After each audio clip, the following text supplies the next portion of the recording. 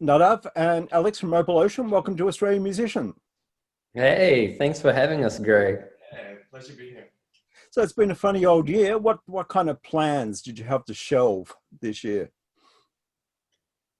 Well, Whew. we had a whole European tour that was cancelled. We actually even had some plans to go to India for the first time, and that kind of put on hold as well. But the most important, the new album is happened to plan, and so Yeah, we're very happy with that. But yeah, definitely many other plans have been put on shelves. yeah. About 3 months, 3 months of European touring this year. Yeah. And like Alex said, yeah, India and even the Maldives, which we were looking Oh forward yeah, to. we was Wow. looking forward to this gig. Yeah, so just a few bits and bobs of international touring went out the window. Yeah. Uh, so you guys have been together 5 or 6 years now. When you look back on your career so far, what are the real highlights that come to mind? I guess one of the first ones that comes to me is, I mean, there's a few. If we're talking over the last few years, not really including this year, I definitely have to say the Montreux Jazz Festival and just kind of touring, being able to tour overseas in general is always just an amazing experience. Yeah, I'll have to agree on that. That's such a unique feeling. You know, we had the chance to play as well in Portugal. Massive, massive stages that that was so far from the busking that we were doing. That was a very short time, and so I felt like yes, the Portugal gig for me was amazing. Um, and yeah, Montreux and the viral video as well. You know, like online is a pretty important Yeah, avenue for us. And meeting all those people through online, meeting all those festivals through online because of this video, it did so well for us. So yeah, I guess if touring and the viral videos yeah, made the totally. highlight. Yeah. Yeah. So on October 16 this year, you're releasing the new album, the Hadal Zone. Uh, Yep. it was a crowd-funded album. It must be, well, it must give you a great amount of joy to know that you have that support out there. Yeah, Totally. 100%. I think it's nice to know that our fans are dedicated enough to be able to, support new releases. And it was actually, it came at a really, probably the only time that we could have crowdfunded this year. It was in between, it was just after the bushfires, and just before the pandemic. It was that window. And so we just, we didn't obviously know too much about the pandemic at the time, but we did the crowdfunding and we're very grateful that we did it when we did. And we even had support from Yamaha. So Yamaha Music Australia, we got given a grant from them, the Make Waves grant, which was amazing. But yeah, the support from our fans is just, it's so amazing to see that they still, after, all these years of us not releasing too much music, they're still there waiting and wanting more. Yeah. So what were the goals that you set out to achieve with this album before you recorded it? Yeah, I mean, like I said, we haven't released anything in a little while. And so we've been, over the touring periods and, the more we played, we realized that we're kind of morphing into a new sound. And, the techno stuff was coming more and more, into our playing. We found some new techniques, some new sounds. Whammies became part of the sound a little bit. And yeah, so I guess the main goal with this album is to kind of put all of those new influences, new vibes into a set of recordings and try to push it even further than we did with our first record. But I think we achieved that, and I'm super stoked with the results. So yeah, no, it's just pushing the limits of the acoustic guitar and what we can and what we Yeah. creatively can do in a progressive manner. I It's think, it's been a I really think cool as well, journey. I think one of the things that we wanted to achieve was to be able to really pull off kind of progressive music, progressive, like rock or metal style on the nylon string. where Rodrigo Gabriela really focused on fusing like, you know, classic heavy metal. We wanted to bring our influences of prog. And I guess the stamp of approval was when Jordan Rudess from Dream Theater said, you know what, I want to be part of this. And so that's definitely a highlight of the album. And yeah, it's amazing. Yeah. Oh, let's talk about some of the tracks. And the track you're talking about, I think you pronounce it Polycephaly. That's correct. Yeah. So first of all, what does that mean? Multiple heads, literally. Yeah. And the term came about when we're searching for obscure meanings, obviously, for obscure words, as you would. And we came across this one, literally, yeah, saying multiple heads, and it felt pretty fitting having another head, you know, Jordan Rudess, into this song. And there's another double meaning as well, because the song is almost two songs that were fused together. And so, you know, musical term of head is the main melody. And so there's multiple heads in this song. And so it's also polycephaly. Yeah. So, yeah, Definitely a play on words. Yeah. So how did Jordan come to be part of it? Well, we kind of, when we set out to do the album, we started writing, you know, the first couple of songs off the album. And on the last album, we had piano and strings and different instruments. And we thought it would be great to have a guest artist on board. And, you know, we didn't want to, I guess, push too much the guitar side for guest artists. And literally one of the first people that came to mind was Rudess, because we thought, well, who's really good at, you know, like piano, keyboard, and yeah, we just reached out, and he literally came back to us straight away. And then when he came back to us, that's when we decided, okay, we need to sit down and actually write a song which complements his style of music, but also is something that is very much a fusion of Opal Ocean in a dream theater kind of way. So yeah, it was a bit of an interesting fusion for sure. Yeah. The title track, Hadal Zone, another track where I have to ask you, what does that mean? Yeah. So yeah, it's I think you found that out, Nadav. This one, it's literally the lowest, deepest part of the ocean, the Hadal Zone. I think it comes from the Hades, you know, in Greek mythology. You know, the really close area to, you know, to the bottom of the earth, really. But yeah, no, the Hadal Zone is the scientific name, I guess, for the very deepest part of the ocean.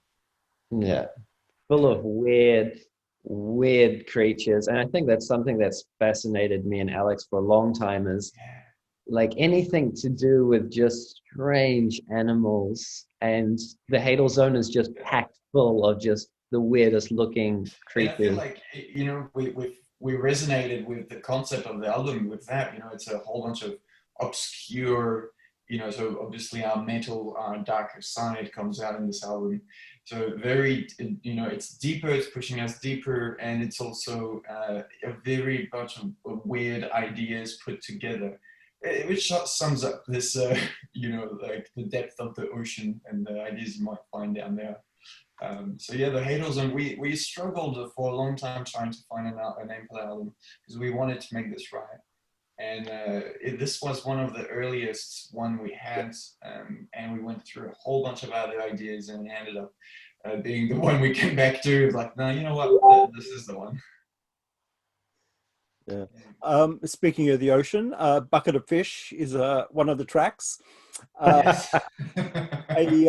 A purely percussive track. Where did that idea come from?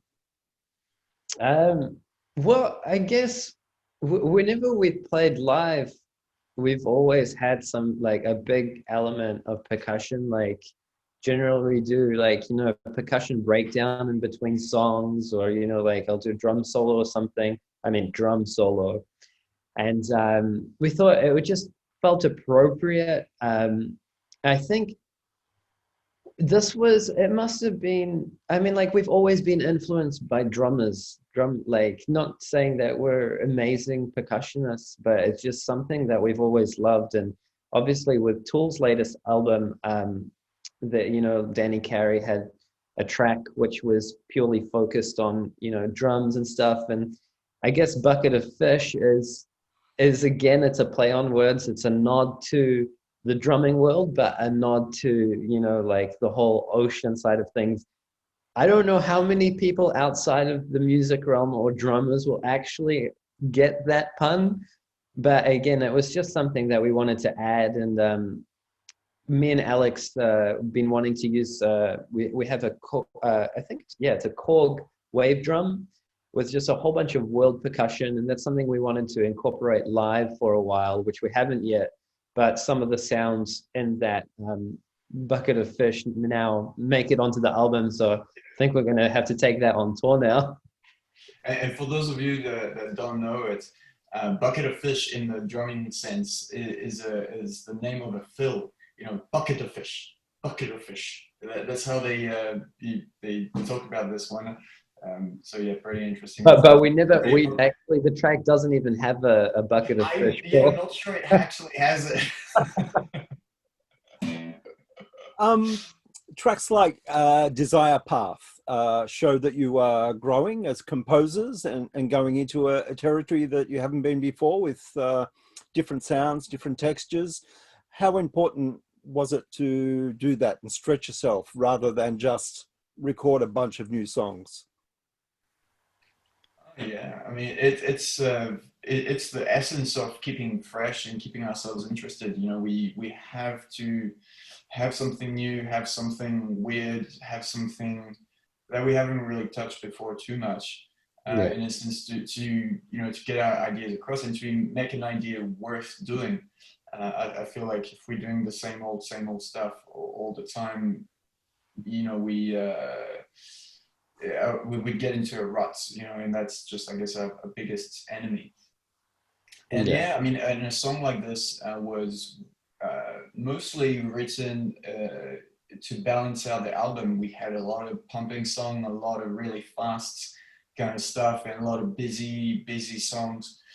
We needed something just spacious, and this, you know, this one was kind of written later on, and we you know, as just to balance out the flavors in the album, so that when you would listen to it, you would also kind of have a bit of a break on your ears. Yeah, I think like going on that, me and Alex have always been the ones to, you know, when we listen to an album, we listen to it kind of right through most of the time. You know, like we appreciate albums which are journeys, and you listen to it in order. And so when we were listening to our tracks, we kind of we did know for a while, like, okay, we got a lot of progressive, heavy, dark things, you know, a lot of fast things, a lot of rhythm. And, you know, in the past we've had very few slow songs and even less written out.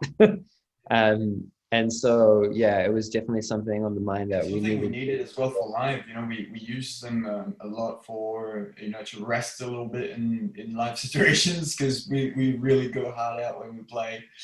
And sometimes, you know, we just, you know, your body after touring, and, you know, it might be you've had 3 hours of sleep or something, and you need a chill song here and there just to be able to catch your breath. So, yeah, no, these songs are important. They're important to be there. Yeah. So how do you work out your guitar parts? Is one of you stronger with rhythm than melody? How does that work?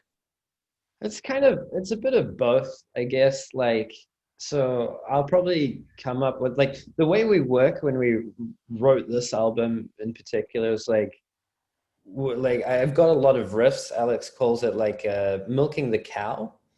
And so rather than just trying to put a whole bunch of random riffs together, like we'll kind of come together, you know, Alex will bring his riffs, I'll bring my riffs, and we'll sit down. And I actually, from what I kind of looked at, is we compiled all our riffs since Lost Fables was written, and we say, okay, we really like this riff, and that riff usually becomes the first riff of the song, usually the intro or very early on, and we just build on it from there. And so this album around, we kind of went about it that Alex was more manning the recording and kind of more like, how do you say, making sure that there wasn't too much random shit going on, like making sure the songs made sense, kind of song structural wise. And we'd sit there and we'd just kind of say, oh, we'd always listen back, you know, so like play the song, like, you know, a riff or whatever, and then put another riff and go, you know, like, this doesn't work, this doesn't work. Yeah, it's been a very interesting process because we've worked like this in the past, but it's been kind of, you know, back and forth. Here for this album, I feel like we really nailed down our approach to writing, and it was a really nice experience into putting this album together. We tried, then once the parts are written, once the song is put together, we decide who plays what, and so there's a lot of parts that I'll play and that Nadav came up with, and vice versa. You know, there's some bits where, you know, it's like, okay, well, you know, it'd be actually easier for you to play. I think the solo in what is it? Quantum. Quantum, yeah, the solo in Quantum, and that's even a weirder. I think live you're gonna play. Yeah, and the weird thing about that one in particular is, you know, it was a wah solo, you know, and typically Alex does wah. I don't have any wah parts, but just because of the way the song kind of came about, and it is, I guess, because the whole thing has that triplet feeling, that da da da da da da da da da. I already have that kind of part in Schmeckledy Pop, and I know that's quite a physically tiring thing to do for that length of time. So it was kind of like, well, we kind of sat there and was like, oh, Alex, it would be cool if you did the rhythm for this one.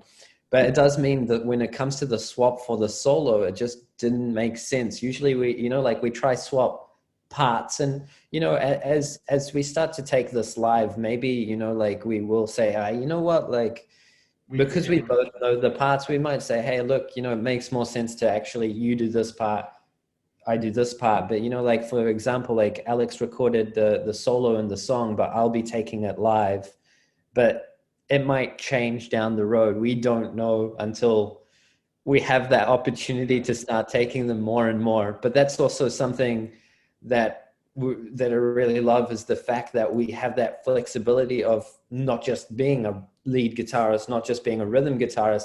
We have the option to do both, which is and the whole concept, you know, from coming up from a riff, coming up with a riff, recording it, then performing it, all of those three stages with us can be separated. You know, somebody can you know, have come up with it, then I'll be recording it in the studio, and then you'll end up playing it live.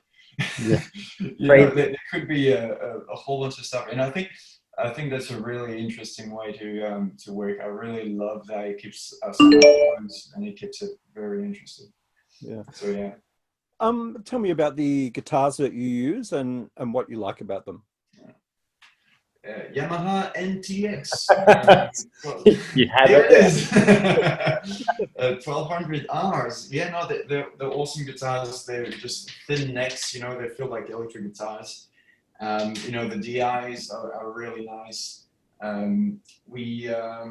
Honestly, we don't have too many bad things to say about them. They're really, really sturdy. Nadav we did another interview the other day, and we remembered the unfortunate incidents. That time where I had it in my guitar case, and the guitar case wasn't closed, and I put I grabbed it by the strap and I put it around my back like this, and the guitar absolutely flew out in the air, and we thought it was it, but like only had a little nick somewhere. And that was onto concrete as well. That was onto concrete. You know, we were on the curb in Burke Street, and honestly, like. They've been rock solid. They've been rock solid, those ones. We did record with some other guitars in the studio because, you know, like we get different sounds and we get the time to experiment. But for live, you know, they're definitely amazing beasts. Yeah, that's it. Yeah. So why do you prefer nylon strings than steel string guitars? I guess the main thing for me is the fact when you do the rhythm, and it does come to the kind of more flamenco sound, but the natural distortion you get with the strings, you know, like there's a specific buzz on nylon strings, which is a buzz you want, where on steel string you have any type of buzz, it generally doesn't sound too good. You know, you'll have to put an overdrive pedal or something, and that's a very you know, it's a very amplified sound where you can be so naturally distorted and have such a bite. And then the fact that you can do these rhythm techniques, you know, there's a certain flexibility with the actual material and the nylon itself, that it leaves you open to a lot of different techniques that you can't do with steel string. But it comes at a compromise, because steel string has a lot more sustain, where that's one of the big struggles for us is, you know, we don't really bend our notes too much anymore, and we don't have as much sustain, especially, you know, higher up you go. So that's the challenge we constantly face with the nylon string. Yeah. Tell me about the effects that you use on the album. Do you use multiple pedals, or do you have a multi-effects unit? What do you use? Yeah, we mostly recorded dry. The only effects that would be recorded in the studio would be the Leslie we used, and we used the wah pedal, you know, for the performance aspect of it. But all of the effects are done in post, and obviously that allows a lot more flexibility when you record, and we can just kind of, you know, decide later on what kind of sound we want for each part. But yeah, the wah, I believe I used my Helix, a Lanxess Helix for that, and we can tune in a bit. The pedal, what I really like with it is that I can go down to maybe 60, 30 hertz, you know, and so I have a huge range, you know, and up to about 2K. I have this huge range with the wah, and that is just, I just love it. Compared to other standard wah pedals where, you know, you kind of limit maybe around 100 hertz, or, you know, if you're lucky. But yeah, not too many effects on that side. We did record a bit of Mellotron on the album in studio. That was really cool. Terry did that. And that's because we got given a Mellotron pedal from EHX, and we just loved the vibe of it, and we said, oh, we've got to have some Mellotron on the album. And it just so happened Sing Sing Studios, where we recorded it, had an actual Mellotron, so that was pretty awesome. And going back on what Alex was saying about line 6, we did run into the problem where we didn't track wah for, I think, it was Quantum. And the cool thing is with line 6, you know, we've got the native stuff as well. So we had the native line 6, and we ended up just, you know, literally writing in a wah part just as if a foot was, you know, doing it. And that was something that was super cool. We could just perform it and kind of do it on the fly, and just get that DI part back to Terry so he could, you know, like reamp it and make it sound as if it was, you know, tracked live, which is something, you know, like a couple of years ago, we wouldn't be able to get that exact wah tone that we like doing that method. It's just not possible. And it was the same patch from the Helix, you know, I can just save that as a file and just upload it to Nadav's computer, and we were able to, you know, like, he was on his laptop and like, oh, I'm tracking some wah. Like, oh, I guess Quantum is just a weird song, because Alex tracked the solo and I tracked the wah. Yeah, you know, it's really weird, right? Weird. But it works. It works. No one knows until now. But yeah. I'm super happy with the results. Is there a track on the album that is closer to your hearts than any other?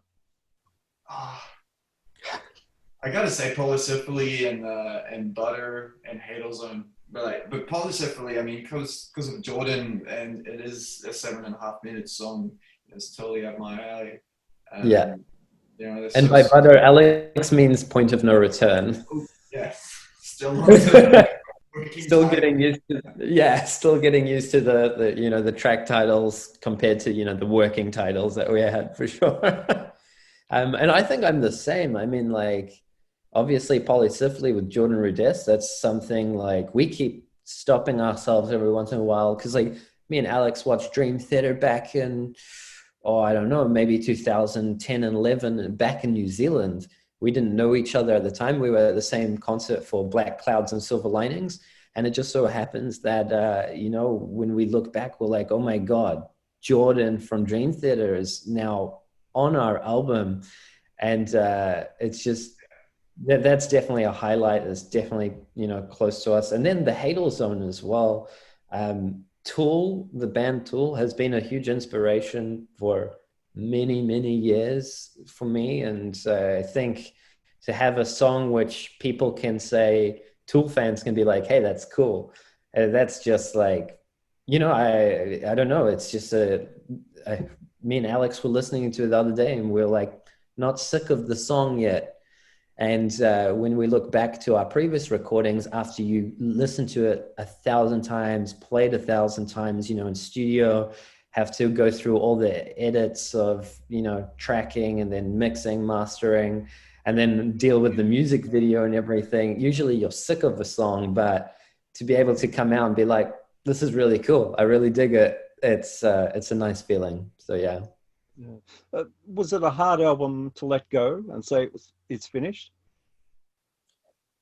Yeah, I mean, like it was kind of the opposite. It's we wish we could have put it out sooner, you know, because of the whole COVID thing. We wish we'd be on tour and be able to perform it, and you know, getting all the effects, getting the new songs out in that manner. But you know, there's a flip side to it where we get to take our time and do it very like properly, exactly the way we imagined it.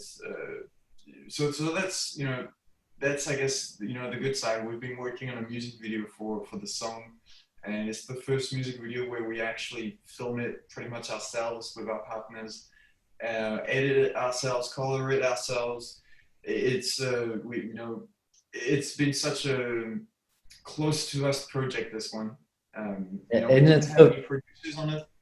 Yeah. Terry definitely did some stuff, you know, he wrote some strings and everything, but this one we didn't have Dave or anybody else to help us with writing or with the song structures or anything. And I feel like this one is much closer to what our true taste in music is like. Yeah, it's fulfilling to be able to take everything, not just the song, but as well the video as well, is yeah, to be able to take it all the way through is just, it's a nice feeling, especially knowing that we, you know, we filmed that like the night before the lockdown. I'm pretty sure it was, yeah, the restrictions started the next day.